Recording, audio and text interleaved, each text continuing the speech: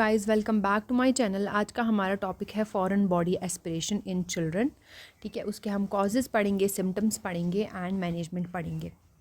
बहुत ही important topic है ये पीडियाट्रिक इमरजेंसी जो हमारा चैप्टर है उसका बहुत ही इंपॉर्टेंट टॉपिक है foreign body aspiration in children. अब हम सबको पता है कि चिल्ड्रन जो होती है उनमें क्यूरियोसिटी होती है, वो क्रियोशियस होते हैं। ठीक है, बहुत वो उनको मतलब कि ये होता है कि नई नई चीज़ें देखना, है ना, उनको बहुत ही क्रियोसिटी होती है इसके बारे में। Because of their habit of putting things in their mouth, nose and ears, so they are prone to foreign body injuries. अब उनका क्या सीन होता है बच्चों का कि वो उनकी हैबिट होती है, उनकी आदत होती है कि वो कहाँ वो थिंग्स जो है वो कुछ चीज़ें उठाते हैं और अपने मुंह में डालते हैं, अपने नोज़ में डालते हैं, अपने ईयर्स में डालते हैं, आर प्रॉन। तो उसकी वजह से ये फॉरेन बॉडी इंजरीज़ के क्या हो जाते हैं, शिकार हो जाते हैं। What is foreign body aspiration? अब हम बात करते हैं कि फॉरेन बॉडी एस्पिरेशन होता क्या है।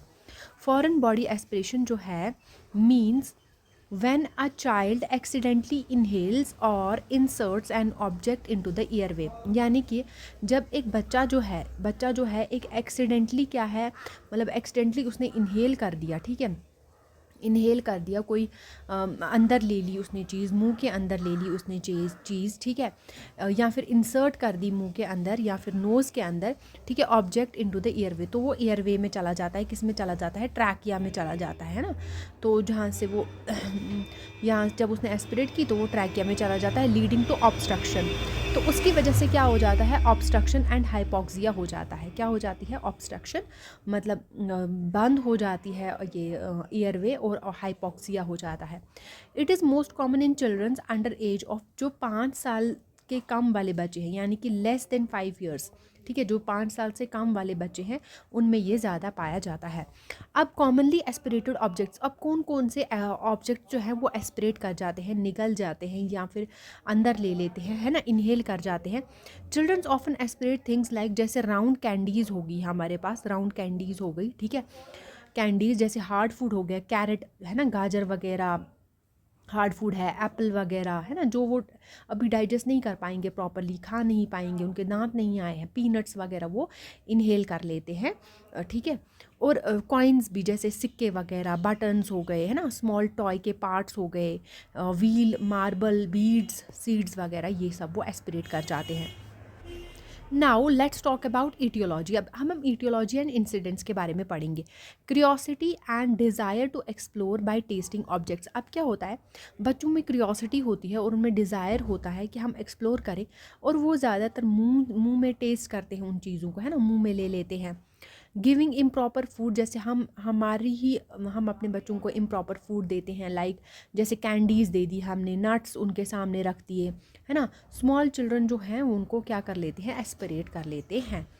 तो ये था हमारा हाईएस्ट इंसिडेंस बिटवीन 6, जो बच्चे 6 मंथ्स के होते हैं अप टू 5 ईयर्स तक, ये हाईएस्ट इंसिडेंस है, यानी कि इन बच्चों में ज़्यादा पाया जाता है। अब हम फिजियोलॉजी की बात करते हैं। Most aspirated object pass through लैरिंग्स। Most aspirated object जो है वो कहाँ से पास करते हैं? लैरिंग्स से ट्रैकिया की तरफ। ठीक है, एंड यूजुअली लॉज, और वो यूजुअली क्या हो जाते हैं, बंद हो जाते हैं in the right main bronchus. Right main bronchus में क्या हो जाते हैं? बंद हो जाते हैं। अब राइट मेन ब्रोंकस में वो क्यों बंद हो जाते हैं? यानी कि ये जो है, ये जो राइट मेन ब्रोंकस है ये बड़ा होता है as compared to left, because they are wider and straight. और ये एक तो ये वाइडर होता है, बड़ा होता है, और ये स्ट्रेट होता है। ठीक है, आई होप आपको ये क्लियर है। तो इसमें ज़्यादा चांसेस हैं फंसने के एज़ कम्पेयर टू, ये राइट में ज़्यादा चांसेस हैं फंसने के as compared to left. I hope आपको ये क्लियर है। नाउ क्लिनिकल फीचर्स की अगर मैं बात करूँ, अगर लैरेंजियल ऑब्स्ट्रक्शन है, अगर आपके लैरिंग्स में कुछ फंसा है, तो आप बच्चे के लैरिंग्स में कुछ फंसा है तो उसके क्या साइंस एंड सिम्टम्स होंगे? बच्चे को चोकिंग होगी, गैगिंग होगी, कफिंग एपिसोड्स आएंगे, सडन हॉरिस, उसके वॉइस में जो है हॉरिसनेस आ जाएगी, हॉरिसनेस एंड इनएबिलिटी टू स्पीक, और वो बोलने के काबिल नहीं रहेगा, बात बिल्कुल भी वो कर नहीं पाएगा, है ना। हाई पिच साउंड आएगी जब वो इनहेल करेगा, यानी कि जब वो एयर जो है इनहेल करेगा तो उसमें हाई पिच साउंड आएगी, वीजिंग होगा, उसको डिस्पीनिया हो जाएगा, ठीक है। साइनोसिस यानी कि उसके लिप्स, उसके नेल्स, उसके लिप्स और उसका स्किन जो है आराम आराम से ब्लूइश हो जाएगा। क्या हो जाएगा? ब्लू हो जाएगा। आई होप आपको ये क्लियर है। नाउ अगर ट्रैकियल ऑब्स्ट्रक्शन हो गया है, यानी कि ट्रैकिया में कुछ फंस गया है, तो परसिस्टेंट कफ बच्चा खांसता रहेगा, उसको कॉन्टीन्यूसली कफ होता रहेगा। वीजिंग लाइक अस्थमा, जैसे अस्थमा में जो होता है वीजिंग साउंड आती है ना, जब वो इनहेल करता है या फिर सांस छोड़ता है या सांस लेता है तो कैसी साउंड आती है, इन्हें वीजिंग साउंड आती है, वैसी साउंड आएगी, ठीक है। डिस्पेनिया होगा और नॉइजी ब्रीदिंग होगी। नाउ लेट्स टॉक अबाउट अगर ब्रोंकियल ऑब्स्ट्रक्शन हो गया, ब्रोंकियल में कुछ फंस गया है, ठीक है, तो कफिंग तो होगा ही होगा, लोकलाइज्ड वीजिंग होगी, पार्शियल ऑब्स्ट्रक्शन हो जाएगी, चाइल्ड स्टिल कैन वेंटिलेट, और अगर कंप्लीट ऑब्स्ट्रक्शन हो जाएगी तो silent chest, no breath sound, कोई भी ब्रीथ साउंड नहीं आएगी।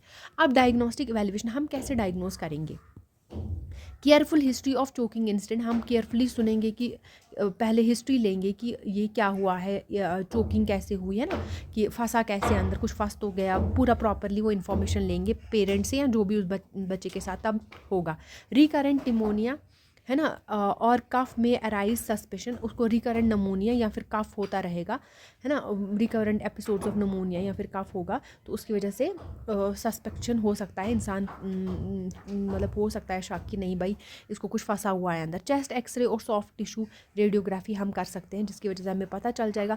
अगर कुछ कॉइन या फिर मेटलिक ऑब्जेक्ट्स होंगे तो विजिबल हो जाएंगे, जिससे एक्सरे से। फूड मैटर होगा तो वो डिफ़िकल्ट हो जाता है डिटेक्ट करने में। आई होप आपको ये क्लियर है। Now management of foreign body aspiration. अब फॉरेन बॉडी एस्पिरेशन को हम कैसे मैनेज कर सकते हैं? अगर चाइल्ड जो है वो ब्रीथ कर रहा है, if child can breathe and cough, अगर चाइल्ड जो है वो खांस रहा है और कफ कर रहा है तो हम उसको एनकरेज करेंगे कि आप जो है कफ करो फोर्सफुली, यानी कि आप बहुत ज़ोर ज़ोर से कफिंग स्टार्ट करो, खांसना स्टार्ट करो, ताकि जो भी फंसा हुआ है वो बाहर निकल जाए, ठीक है। अवॉइड ब्लाइंड फिंगर स्वेप्स, और आपको जो है ब्लाइंड फिंगर स्वेप्स नहीं करने हैं, बिकॉज वो पुश कर सकते हैं ऑब्जेक्ट्स को डीपर, ठीक है, वो और अंदर घुसा सकते हैं, ठीक है। अगर इन्फेंट है यानी कि लेस देन 1 ईयर वाला बच्चा है तो ऑल्टरनेट 5 बैग ब्लोज, हमें उसके बैग पे 5 ब्लोज मारने हैं, उसको आराम आराम से मारते रहना है पीछे से, ये टैप करते रहना है, ठीक है। 5 चेस्ट और चेस्ट थ्रस्ट, उसको चेस्ट पे ऐसे कंप्रेस करते रहना है अंटिल एयरवे क्लियर, जब तक एयरवे क्लियर नहीं हो जाता। अगर चिल्ड्रन 1 साल से ज़्यादा एक साल से बड़ा है, ठीक है, यानी कि उसको 1 साल से बड़ा बच्चा है, उसके अंदर कुछ हो गया है तो उसके अंदर हम एब्डोमिनल थ्रस्ट कर सकते हैं, ठीक है। उसका जो एब्डोमिन है उसको हम प्रेशराइज करके ऐसे फोर्सफुली उसको कर सकते हैं ना, थ्रस्ट, जैसे यहाँ पे दिखाया हुआ है। This force air from lungs to expel objects, तो ये फोर्स करता है एयर, ठीक है, लंग्स से ये फोर्स करता है ताकि वो क्या हो जाए, जो भी ऑब्जेक्ट्स हैं वो हवा के साथ बाहर निकल आए। आई होप आपको ये क्लियर है। Emergency steps, open airway using head tilt chin lift procedure, और ये भी हम कर सकते हैं कि ओपन एयरवे, हम एयरवे को कैसे ओपन कर सकते हैं, हेड टिल्ट, हेड को हमें टिल्ट रखना है और चिन को हमने लिफ्ट रखना है, ये वाला procedure. If breathing does not return, अगर इससे भी ब्रीदिंग रिटर्न नहीं हुई तो आपको रेस्क्यू ब्रीथिंग करवानी है। Provide oxygen as needed, immediate hospital referral for bronchoscopy if obstruction, फिर ब्रोंकोस्कोपी के लिए उसको हॉस्पिटल में रेफ़र करना है। अब पेरेंट्स के लिए प्रिवेंशन टिप्स क्या हैं कि वो ऐसे इंसिडेंट्स ना हो उनके घर में। हमें जो स्मॉल ऑब्जेक्ट्स हैं, मार्बल्स, बटन्स, टॉयज़, वो बच्चों के रीच से दूर रखने हैं, यानी कि बच्चों के नज़दीक नहीं रखने हैं। Do not give hard foods, हमें उनको हार्ड फूड्स लाइक जैसे नट्स हमें उनको नहीं देने हैं, ठीक है। हमें उनको कैंडीज़ नहीं देनी है। आई होप आपको ये क्लियर है। हमें स्मॉल चिल्ड्रन को कैंडीज़ नहीं देनी है, ये कैंडी नहीं देनी है, स्मॉल टॉयज़ नहीं देने हैं, है ना। ऑलवेज सुपरवाइज टॉडलर, और हमें निगरानी में रखना है टॉडलर्स को, ठीक है, जब वो खा रहे होते हैं कुछ। एजुकेट केयर गिवर्स और parents about emergency choking response, और हमें एजुकेट करना है पेरेंट्स और केयर गिवर्स को कि चोकिंग रेस्पॉन्स, अगर खुदा न खास्ता कुछ हो जाए तो आप जो है कैसे एमरजेंसी को हैंडल कर पाएंगे, आप जो है चोकिंग रेस्पॉन्स कैसे कर पाएंगे, ठीक है। आई होप आपको ये क्लियर है। Thank you so much.